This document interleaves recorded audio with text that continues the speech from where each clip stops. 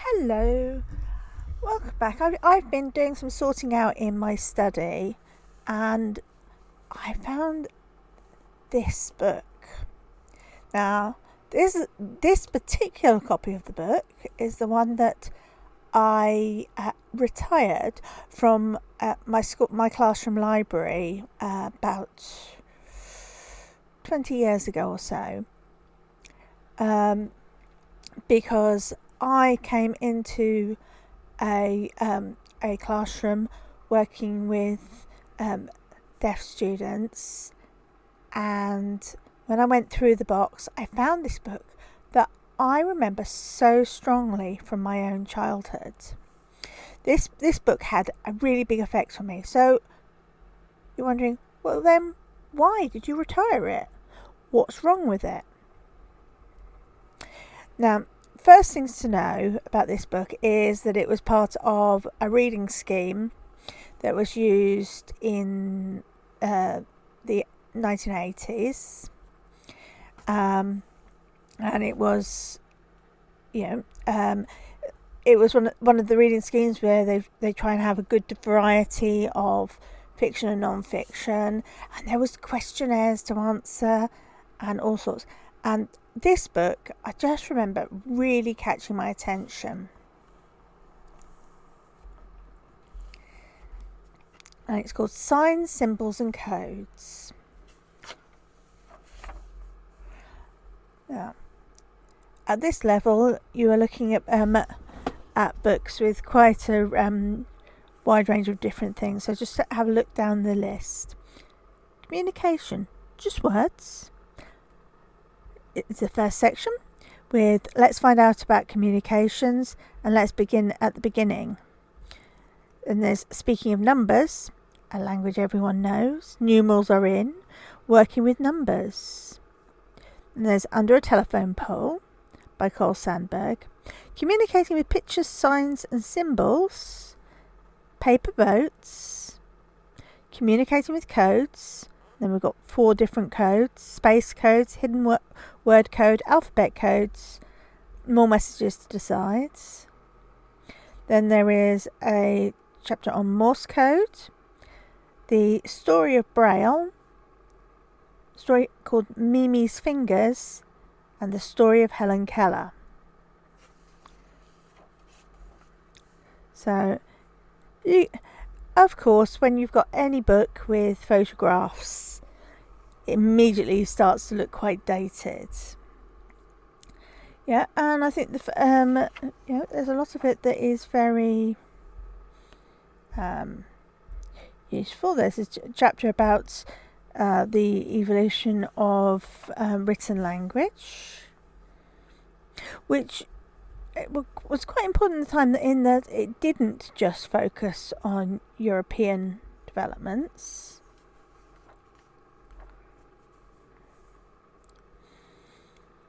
It looks at the post riders and telegraph poles,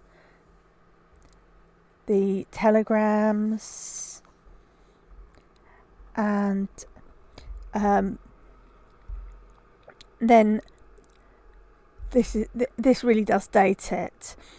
Now, the space age is bringing wonders never even imagined 50 years ago. Two-way telephone conversations have been held by the use of Earth's natural satellite, the Moon. Telephone calls recorded through space are made by the use of satellites. Recorded messages can be sent by radio beam to these satellites and bounced back to a receiving station. Scientists believe that satellites in space will make possible new and better ways of communication. No one knows yet what marvels we brought in the future. This is most definitely before the advent of mobile phones. That's cell phones in America, I believe. Then we've got a chapter about the importance of numbers. And you can see that they are definitely trying to represent diversity. This was very forward for its time. We've got deliberate inclusion of women, and when looking at numbers, there's looking at Roman numerals, Hindu numerals,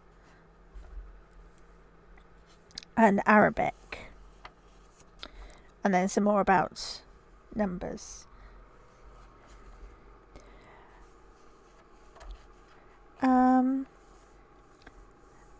I think possibly there's it's coming from a very Eurocentric viewpoint, but yeah, it is definitely acknowledging global contributions. Then we have a poem. You see, they made a real effort to use lots of different text types. Looking at shop signs and other kinds of visual communication, and pictograms. It refers to American Indians. Again, remember, this book is from the 1980s. We would now certainly refer to Native Americans, and probably would need to define which are Native Americans, because I think there is a kind of assumption that the indigenous Americans were some sort of homogeneous whole, which really they were not. It does then the Indians of Alaska, so native Alaskans or indigenous Alaskans. Talks about flags. Talks about flags being used as signs for war. Talks about symbolism within things like parades and festivals. And then we have another poem. And I am assuming from the... again, this is... they have not stuck to European poets. Doesn't say whether this is in translation or was written in English, however.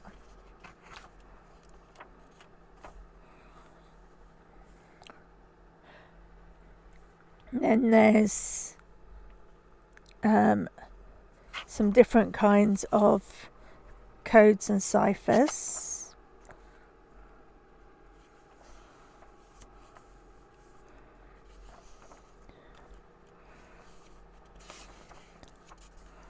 Then the section on Morse codes. Then we have the story of Louis Braille. Sorry, not the story of Louis Braille, it's the story of Braille. And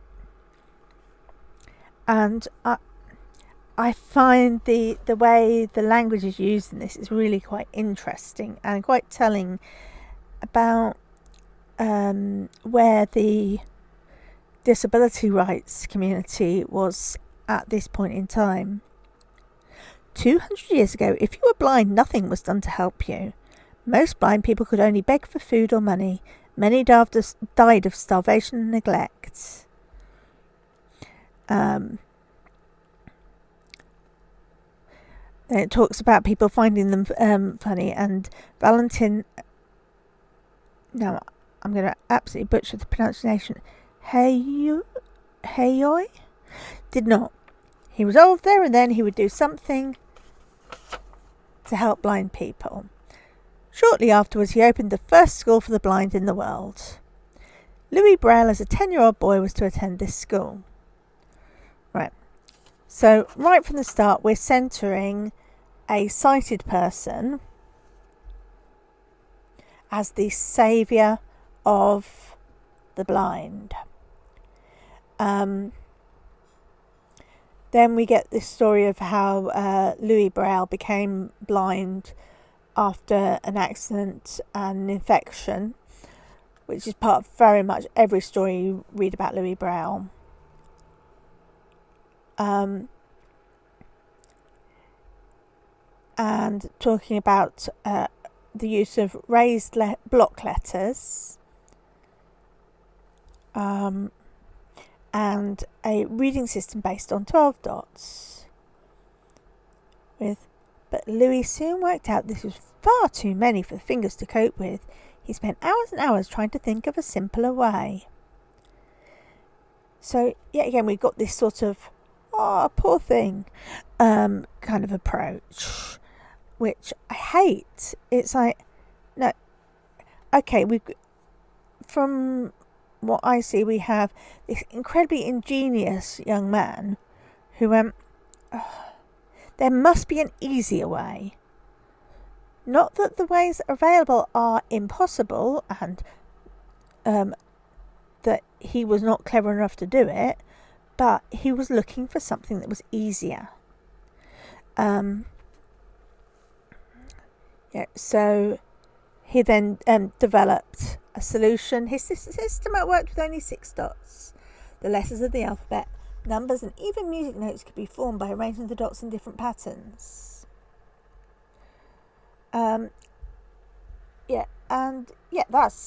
That I think is quite a fair comment.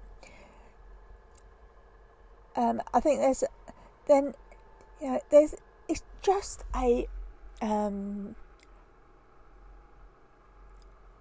ableist approach to the whole text, which of course, as when I first read this book, as maybe a 9-year-old, 9 or 10 maybe, maybe younger, I was only able to sort of internalise the sense that, and I would say this has come through my whole career of, I want to help. I think I've had a real journey in getting from I want to help to these people have a right to full participation, and I'd like to be part of the solution, not the problem. And then it goes on to his death. Then we have this poem about Braille, which is Mimi's Fingers by Mary O'Neill. Is that the same person that wrote the article? No. And the Braille at the top reads Mimi's Fingers with no capitalisation. I am blind. All that I can see my enchanted fingers bring to me. As if all sight were mingled with all touch, I do not mind not seeing very much. In Braille I read the words these fingers trace, and with them come to know your smile, your face, your buckled shoes, the silk thread of your hair, the fabric of each suit and dress you wear. All shapes, all sizes, how long, how far, how high, how round a bowl, how gently curved the sky. How pointed at the far tip of a hill, the narrow table of a window-sill. I know a snowflake as a melting star, the sticky thick of honey and of tar. Colour alone my fingers cannot do. Could you tell me about blue? For a 10-year-old, this is quite a good starting place. I would need to look up and find out whether Mary O'Neill herself was visually impaired of any type. But how does touch tell you about things that are beyond the reach of your hands? Like how pointed the far tip top of a hill?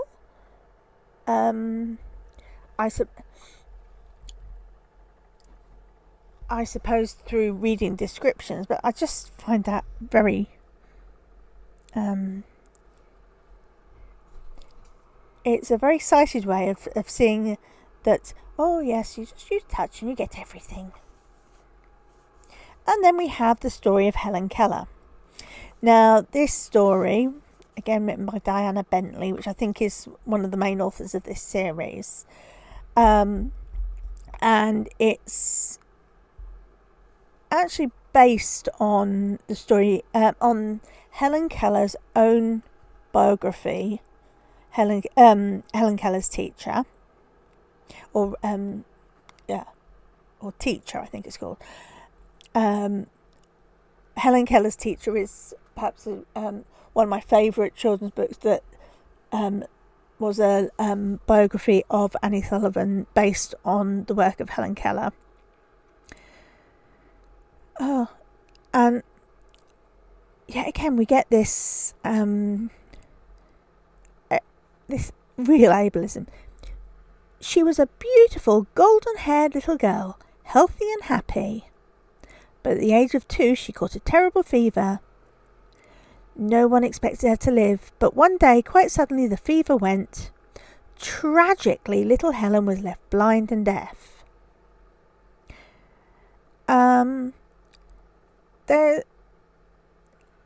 I know how much this is trying to reduce things down, but it just adds to that sense of tragedy and pity for people with sensory disabilities. It has no sense that Helen was an incredibly intelligent person, and that by the time Teacher came and joined her, she already had home invented signs for communicating.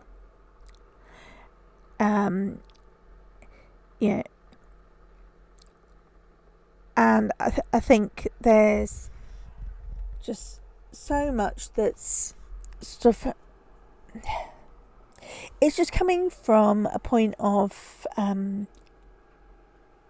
pity. We get the very famous water pump scene. And they're trying to make sense of what love is. And then learning to read. By the time she was 10-year-old, Helen knew the words of everything she could touch and smell, and she understood the feelings could not be touched. Helen could read, but she could not speak. Excuse me? She learnt to speak through finger spelling every word,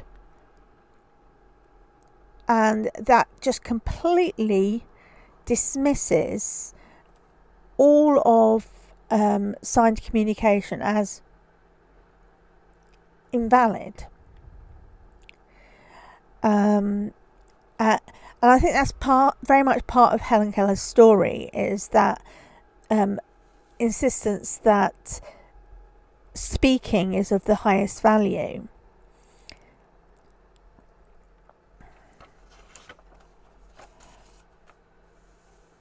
And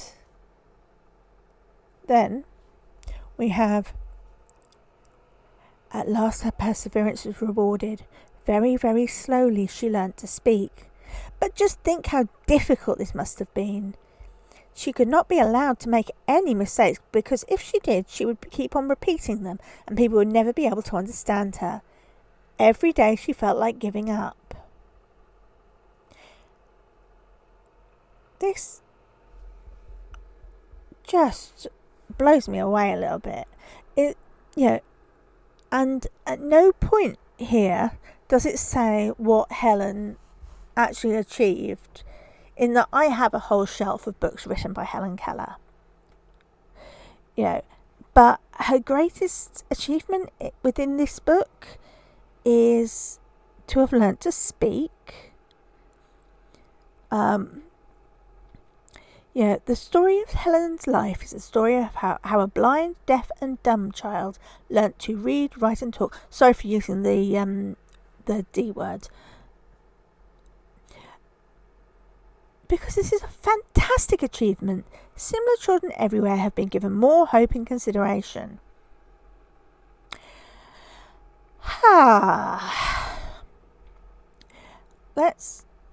Can we please stop considering learning to speak as the highest form of communication?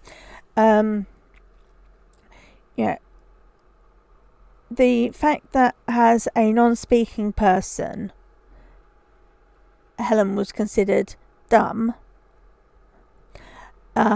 just really sort of sums up a lot of the ableism that is behind the story of Helen Keller. Helen Keller went to university, she studied, she wrote books, she did speaking tours. She was fully literate through finger spelling, and yet we get this sort of impression of she works so hard just to be able to speak, because that's the most important thing. And that was not information that I wanted my class 20 years ago to be taking on board, especially as some were non-speaking signing deaf people, and some were feeling the social pressure to be speaking, despite actually being more naturally attuned to sign.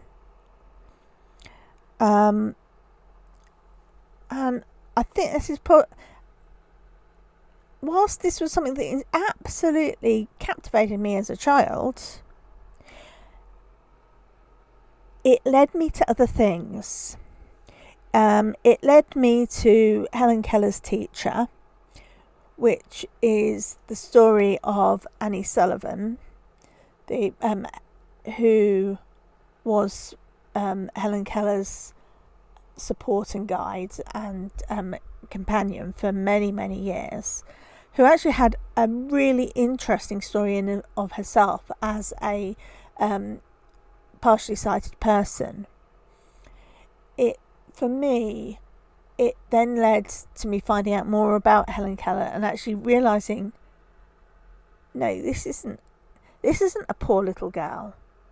This is a stubborn, determined young woman who fought for everything, and who then went out and said, yes, we should be fighting. Some of my views about the influence of Alexander Graham Bell would possibly be another video, but this book in lots of ways represents my own for me represents the start of my journey to becoming a teacher for deafblind children. But looking back on it, I realised, well, actually, the messages that I was first given have taken a long time for me to deconstruct. And did you notice that there was one type of communication mode that was not well represented in this book? I'll just double check. But I do not believe... No. It does not mention sign language as the language of the deaf community. Now, let's just check when this book was... Do we have a publication date? Don't think so. Oh, hold on. Here we go. Publication date. This book was 1979. So, yeah, this is sort of before See Here came along and was my eye-opener to how wonderful British Sign Language can be. But I think if I was rewriting this today, I would have a chapter on different sign languages around the world. But I don't think that it was considered as a full and complete language by the writers of this book.